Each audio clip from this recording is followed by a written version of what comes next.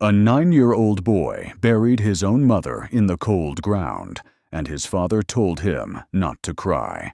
There was no money for a funeral, no school to go to, and no hope in sight. But 30 years later, this same boy changed the entire map of America. His name was Abraham Lincoln.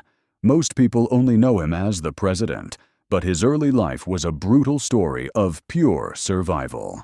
He was born in 1809 in a tiny wooden cabin with a dirt floor. His family was so poor that school was a total luxury. In fact, in his entire life, he went to school for less than 12 months. When he was just 7, his father put a heavy axe in his hands and sent him to work in the woods. He grew up with bleeding hands, chopping wood just so his family wouldn't freeze to death. Then winter got colder. When he was 9, his mother fell ill and died inside that dark cabin. There were no doctors and no medicine. Young Abraham had to help his father build a wooden coffin from rough logs and bury his own mother in the dirt. He was heartbroken, but he had no time to cry. To escape this miserable life, he became obsessed with books. But he had no money for candles.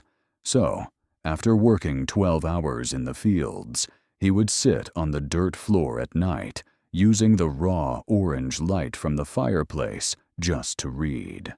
He used charcoal from the fire to practice writing on pieces of wood. The locals thought he was completely losing his mind.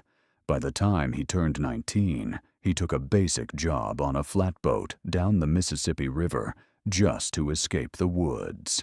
He thought he already knew the worst parts of life: hunger, cold, and death. But he was wrong. When his boat docked in New Orleans, he walked into the city market and saw a human slave auction.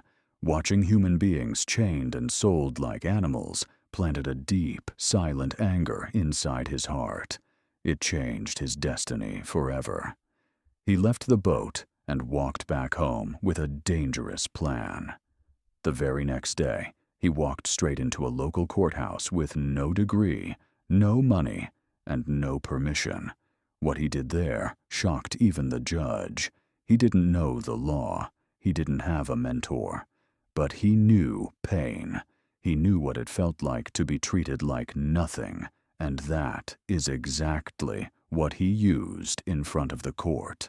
He spoke with a raw honesty that left the entire room silent.